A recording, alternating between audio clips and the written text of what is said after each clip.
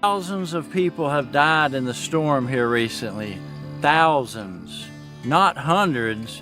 I called a friend up in Pennsylvania and I said, Jack, how many people died in the storm down here? What if everything you thought you knew about Eustace Conway, the legendary star of mountain men, was a lie? What if behind the quiet life in the Blue Ridge Mountains lay a secret so dark it could change how we see nature and humanity forever? Recently, footage from his property revealed something no one can explain. A hidden world beneath his workshop that defies reason. What was he hiding all these years? Was it science or something supernatural? Stay tuned, because what investigators found could be the most chilling discovery in American wilderness history. You won't believe what happens next. Hidden among the dense Carolina pines lies Turtle Island Preserve, a place that for decades has stood as Eustace's masterpiece. To outsiders, it is a peaceful refuge, a world where life is lived exactly as it was 200 years ago.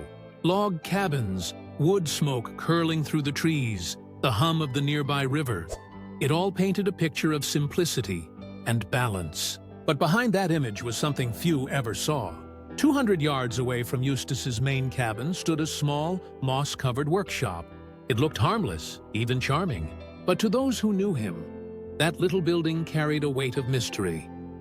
For years, Eustace guarded his workshop like a secret. No student or friend was ever allowed inside.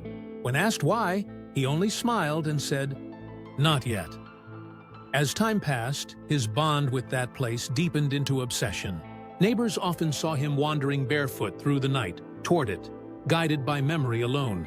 When questioned, he whispered one haunting word that revealed everything: listening. When the production crew from the television show Mountain Men finally got permission to film inside the workshop, they knew something was different. That morning, before filming began, Eustace disappeared.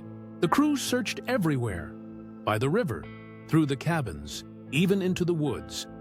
But there was no sign of him. Just as they were preparing to break open the door themselves, he appeared silently behind them, pale and calm. When asked where he had been, he answered only, "I've been around all along." He led them down the overgrown path through thick foliage. The air was still, the forest strangely quiet. The further they walked, the colder it got. It felt like stepping into a place where time moved differently. When they reached the door, Eustace paused, resting his hand on the latch. The hinges creaked loudly as he pushed it open, and what they saw inside made every person freeze in place. The walls were covered with faces. Hundreds of carved wooden faces, men, women, animals, all staring back at them. Each expression was detailed, lifelike, haunting.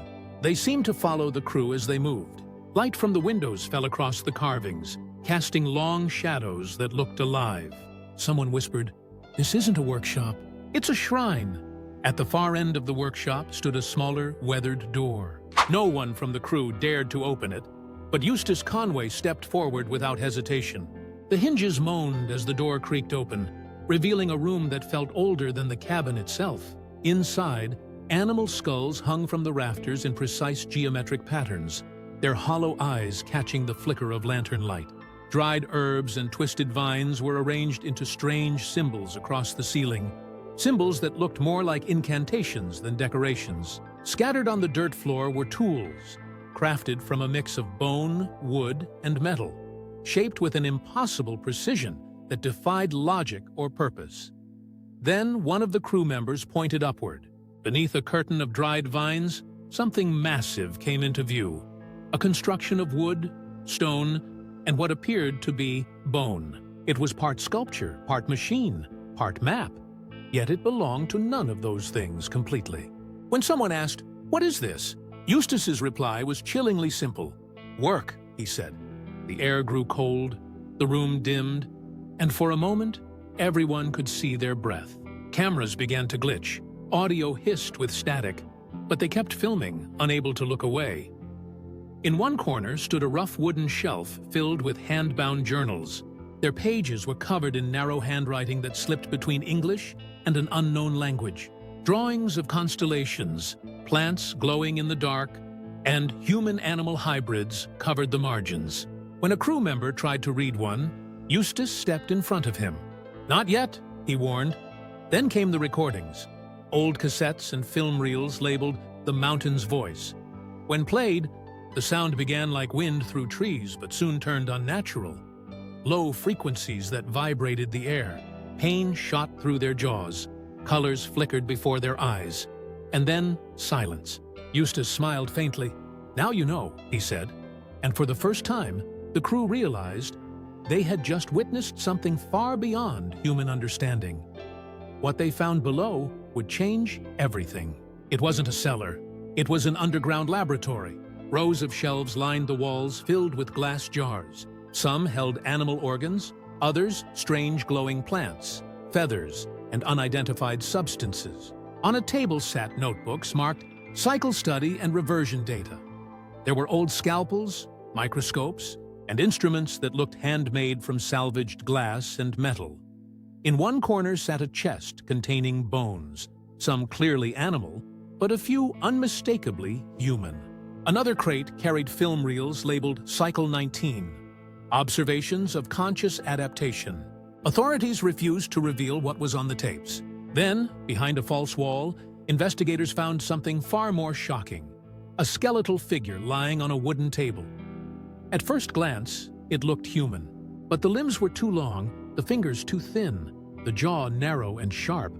The bones shimmered faintly with a metallic sheen. Next to it lay a journal in Eustace's handwriting. The entry read, "Found at creek bed near the ridge. Movement before stillness. Structure beyond human pattern." It was dated October 2020. When confronted, Eustace didn't deny ownership. "The earth hides truths we refuse to see," he said. "I only preserved them." Then he added, "They're not ready to see what I've seen." And just like that, he turned away and left. Soon, investigators found more. Beneath the barn stretched a network of tunnels carved by hand. Timber-supported passages stretching deep into the ridge. Some tunnels extended over 200 feet, leading to a large underground chamber filled with maps, jars, and rusted metal cages. The maps marked locations deep in the Appalachian Mountains, each labeled R1 through R7. Every spot corresponded to remote, wilderness areas known for strange legends. One document bore the stamp, Department of the Interior 1987, but when officials checked, no record of such a file existed. It was as if the paper had come from a project that was erased from history. When shown the tunnel photographs, Eustace reportedly said, "Nature keeps records too. You just have to dig deep enough to find them." After weeks of relentless searching, investigators made one final and shocking discovery beneath the soil of Turtle Island Preserve. A rusted metal box sealed tight with wax. When it was pried open, they found a journal written entirely in Eustace Conway's unmistakable handwriting. The first line sent chills through the team. If they find this, the cycle is already repeating. Inside, the pages were filled with intricate sketches, anatomical drawings that merged human and animal forms in eerie harmony.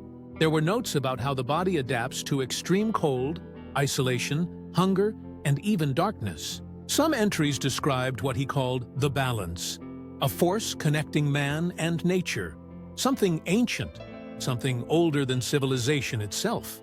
The deeper investigators read, the more disturbing the writings became. The final entry, written in bold red ink, was brief but haunting. "They're waking again beneath the ridge. The land remembers its makers." Not long after, Eustace Conway vanished without a trace. His old truck was found abandoned near the forest's edge, doors unlocked, keys still inside. On his porch, his tools lay neatly arranged, as if he had meant to return. Within days, federal agents sealed off the preserve, declaring it a biological hazard zone. No official report was ever released.